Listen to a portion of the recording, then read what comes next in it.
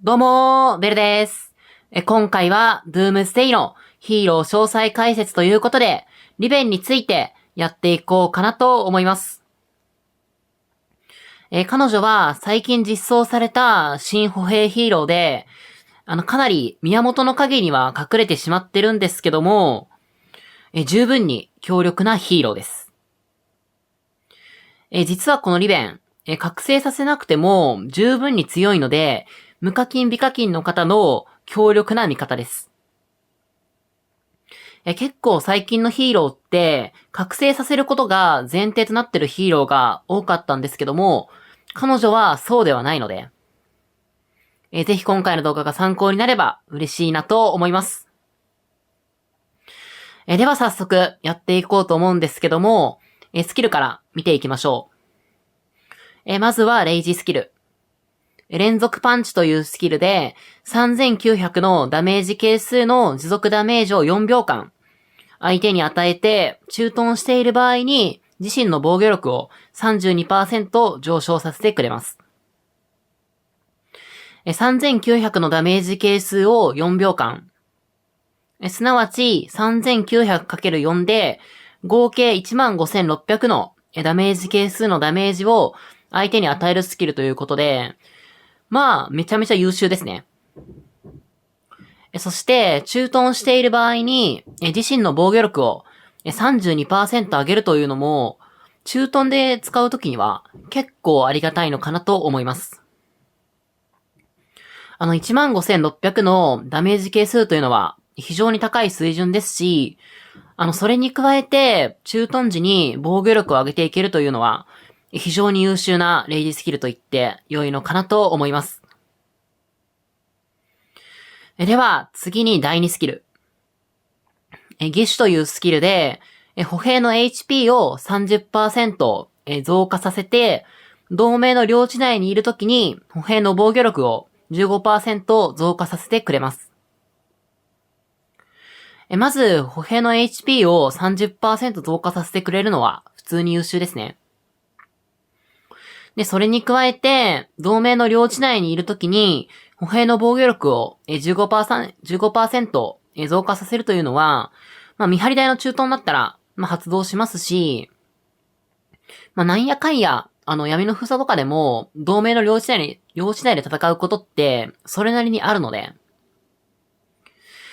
今のステータスアップスキルの基準が、だいたい1スキルで 40% アップが、結構デフォルトになってきて、同盟の領地外だと、それ下回っちゃうんですけども、下回ったとしても、最低 30% はあるので、そこまで悪いスキルではないのかなと思います。では次に、第3スキル。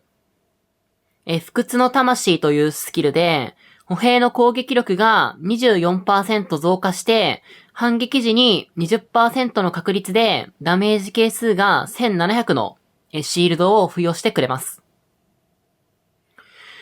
攻撃が 24% 上がっていくのは本当にいいんですけど、このシールド効果、正直結構しょぼいんですよね。ダメージ係数1700って、基本攻撃1回耐えれるか耐えれないかのレベルで。で、先ほどお伝えした通り、1スキルで、ステータスアップのみだった時の効果って、40% が一つの基準になっているので、攻撃 24% プラス、シールド効果が、このスキルなので、このシールド効果で、16% 分の効果あるかと言われたら、正直ちょっと難しくて。なのでちょっと、優秀なスキルとは言えないんですけども、それでも、攻撃 24% は上がっていって、シールドも、ステータス換算すれば、10% くらいにはなると思うので、致命的なスキルというわけではないのかなと思います。では次に、第4スキル。マイティベアというスキルで、獲得したシールドに 30% のボーナスを付与して、シールドがアクティブな間に、カウンターダメージを 27% 増加させてくれます。正直言います。これ少なくとも現状のヒーローだと全然強くないです。今、シールド効果で一番大きな効果を持っているのって、ライゴローなんですけども、彼ですね。彼なんですけど、それでもシールド効果って結構坂が知れてて、相手のレイジスキルを全部受け切ることはできないんですよ。あとは、効果時間的に、3秒間という、結構短い時間なので、なかなか噛み合うことが少なくて。で、そうすると、それなりのシールド貼ったとしても、無駄シールドになっちゃうので。あくまで、基本攻撃やカウンターダメージを一時的にそのシールド効果で肩代わりしていって、部隊を減らさなくするっていうのが、現状のシールドの主な目的なので。で、それを30%増やしたところで、正直そこまで意味なくないっていうのが、私の正直な感想です。で、カウンターダメージを27%増やすというのも、これそこまで大きくありませんし、シールド発動中って、全体の戦闘時間から見たら、そこまで多くないので。今って、1回のシールド効果って、だいたい3秒間なんですけど、結構、3秒間だと、このシールド貼った後にシールド剥がれてから、次のシールドを発動する前に、やっぱり3秒、4秒、5秒、絶対的なラグはあるので。で、そうすると、このカウンターダメージが27%上がるっていうのも、全体の戦闘時間で見たら、もう半分とか、もうそれくらいになっちゃうので、なかなか厳しいところなのかなと思います。ただ、このスキル、現状はちょっとあんまり良くないスキルなんですけど、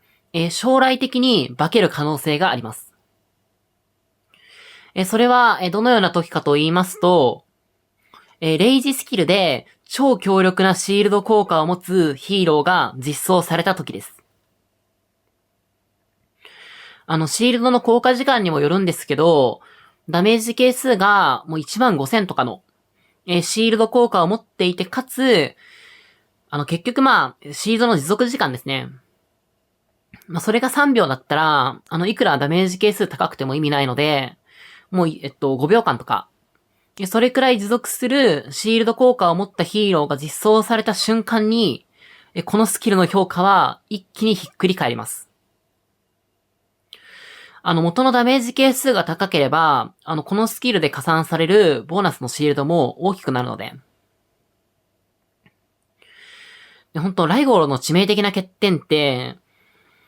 シールド時間が短すぎることだったんですけど、5秒あれば、ちゃんと相手のレイジスキルに噛み合う可能性が高くなるので。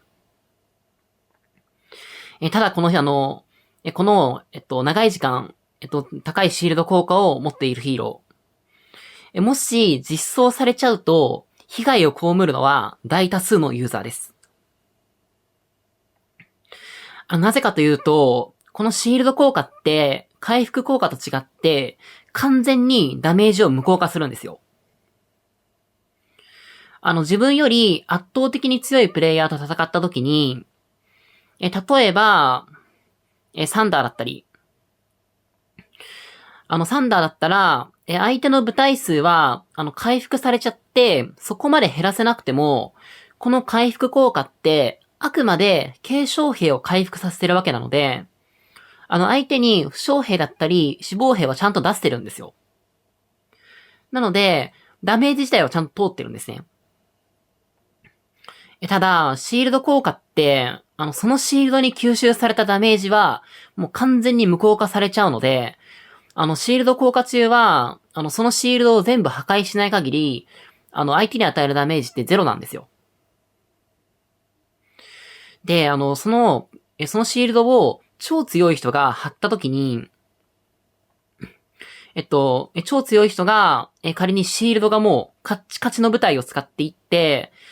ほぼシールドが絶え間なく続いていって、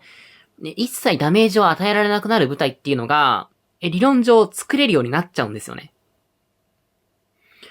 沈黙させれば、レイジスキルの発動を止めれるので、完全にダメージを受けない部隊というわけではないんですけども、今って、上位レジェンドの兵装を星5にしていって、レアの製造、レアな製造効果の厳選もフルまでやっていって、で、ビアンカでバフかけていったら、ルイとかジュリアみたいな、スキル連発部隊じゃなくても、5秒か6秒でレイジスキル撃てちゃうんですよ。まあ、それはもう兵装がやばいだけなんですけど、仮にそんな部隊、相手に来たら、めちゃめちゃ嫌じゃないですか。本当一切こっちから攻撃しても、全然ダメージ与えられない部隊って、もう、戦う気力すごい削がれちゃうので。さすがにそれは、運営さんもわかってると思うので、まあ、そう簡単には、シールド時間がめちゃめちゃ長いヒーローっていうのは、まあ、実装しないと思うんですけども、まあ、もし来ちゃったら、ほんとトッププレイヤーの、シールド部隊っていうのが、かなり大暴れしちゃうのかなと思ってます。ただ、まあ、現状は、先ほどお伝えした通り、全然強くないので、まあ、正直このスキルは、いまいちなスキルになってしまうのかなと思います。では最後に、覚醒スキル、見ていきたいんですけども、こちらは新スキル。偉大なる野望というスキルで、スキルダメージを受けたときに、50% の確率で、ダメージ係数2000の、シールドを付与します。まあ、ただ、ダメージ係数2000のシールドを 50% の発動って、正直そこまで意味なくて。まあ、ただ、集団戦で、まあ、ルイとか、そこら辺の範囲攻撃ダメージを受けていくことを考えれば、まあ、かなり発動する機会っていうのは、出てくるので、まあ、地味に活躍はできるのかなと思います。では次に、かけらの入手方法なんですけども、彼女のかけらは、歩兵のトップ司令官イベントの、総合ランキング報酬で入手していくことができます。ただ、対抗馬に、もう最強駐屯ヒーローのサンダーがいるので、ここがちょっとなかなか難しいところなのかなと思います。で、ここはちょっと実際の運用面にも、まあ、関わっていく話なので、最後にお伝えしたいなと思ってます。では次に、スキル上げの優先順位と採点運用ラインについてと、覚醒させるべきかについて、お話ししていきたいんですけども、まずは、スキル上げの優先順位ですね。で、運営さんのおすすめは、1、2、3、4の順番になるんですけども、正直私も、それでいいと思ってます。まずは、レイジスキル上げるのは、鉄板として、2、3、4スキル。で、現状一番弱いのは、4スキルなので、最後はもう一択ですね。で、ただ、2スキルと3スキル。正直、2スキルの方がまあ強いとは思うんですけど、同盟の両違いの戦闘だと、全然3スキルの方が上なんですよね。なので、ここは正直、好みで良いのかなと思います。で、まあ最後に、4スキルを上げていただくのが良いのかなと思います。では次に、採点運用ラインについてなんですけども、彼女は、もうレイジスキルだけ上げちゃえば、全然使えるんですよね。で、そして、彼女の一番いい使い方は、レイジスキルだけ上げて、コスパの良いヒーローとして使うことです。ほんと彼女、レイジスキルはめちゃめちゃ強いんですよ。ただ、もう他のスキルが正直いまいちで、覚醒させても一気に強くなるわけじゃないので。だからこそおすすめしたいのが、レイジスキルだけ上げて、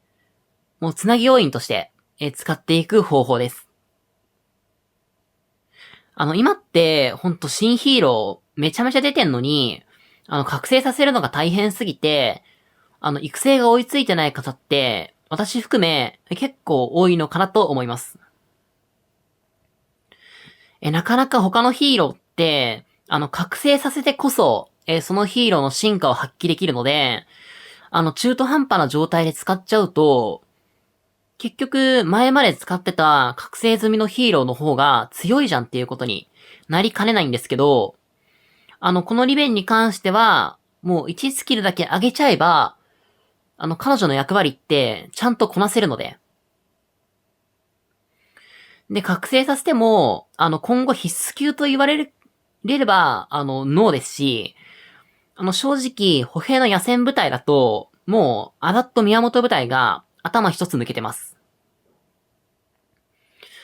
そして、駐屯も絶対に使わないとは言わないんですけど、正直、同じ火力型の駐屯ヒーローで言えば、ビクターの方が強いんですよね。ビクターリベン駐屯っていうのも、なしではないんですけど、なんか正直そこまでする機会ってないと思いますし、どちらも頑張って覚醒させてまでやるべきことかと言われたら、首を、傾けざるを、かしげざるを得なくて。なので、基本的にはつなぎ要員。で、特にお勧めしたいのが、トムを育てきれてない時の、ビアンカとの組み合わせです。トムって、昔からやってる人だと、デイリーブースターだったり、ラッキールーレットで、覚醒させた方も、多いと思うんですけど、最近始めた方とかだと、なかなか育ちきってない方も多いと思うので。で、そうなると、かなり、ビアンカの相方どうしようという風になっている方多いと思うんですけど、リベン自体、最低限の防御力はあるんですよ。で、そして、リベンイコール防御寄りのヒーローと一般的には認識されているので、レイジスキルだけマックスにした状態であっても狙われづらいんですよね。なので、ある程度活躍を見込んでいけるのかなと思います。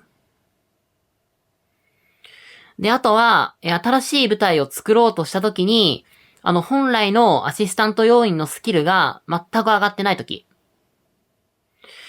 さすがに、レイジスキルすら上がってない状態だと厳しすぎるので、一旦レイジスキルだけ、マックスにしたリベンをアシスタントにしてお茶を濁すっていうのも、全然悪くないのかなと思います。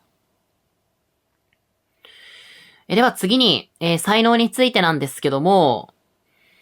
彼女はリーダーで使うときは、ビアンカと、組ませるくらいなので、ビアンカと組ませないときは、星6にする必要は、基本的にありません。ただ、ビアンカと組ませるときは、彼女をリーダーにして使う以上、レベルもランクも上げていく必要がありますので、才能の方、お話ししていこうかなと思います。で、彼女は、一般と歩兵と、防御。この3つの才能ツリーを持ってますので、以前投稿した野戦部隊のおすすめ才能についての動画をご覧いただいた方はご存知だと思うんですけども、この才能ツリーといえば、歩兵の野戦防御才能ですね。ちょっとまだリベを入手できてないので、ほぼ同じ才能ツリーのトムで代用させていただきたいんですけども、このように振っていきます。トムは一般才能の代わりに中等才能を持ってるんですけども、移動速度を取るだけなので、基本的に変わらないですね。で、基本的に集団戦で逃げ遅れちゃうと、もう一瞬で殲滅されちゃいますし、もともと歩兵って、移動速度が遅い兵科なので、移動速度がかなり重要になってきます。そして、歩兵才能にも移動速度アップが2つあるので、こちら、取っていっていただいて、あとは、こちらの歩兵防御が、めちゃめちゃ優秀なので、かなり被ダメージを減らしていけるので、歩兵防御を取っていく。そして防御才能では、バランスの良い戦略とダメージ制御。そしてこちらの予防的措置。この防御三重視がめちゃめちゃ優秀なので、この3つを取っていきます。で、そうすると、ある程度才能ポイントが余っていくので、歩兵才能の減速。そして、防御才能の熱狂的な怒りを取っていくのが良いのかなと思います。で、振っていく順番としては、まず、歩兵防御に振っていただいて、で、その後は、駐屯才能の移動速度アップを取っていただいて、防御才能のダメージ制御を取っていく。で、その後に、歩兵才能の、移動速度、取っていただいて、で、残りはまあ、お好みですね。防御才能の熱狂的な怒りを、取っていくのもいいですし、歩兵才能の減速を、取っていくのも、良いのかなと思います。で、この野戦の歩兵防御才能。なぜ、どの才能ツリーも最後まで振らないのか。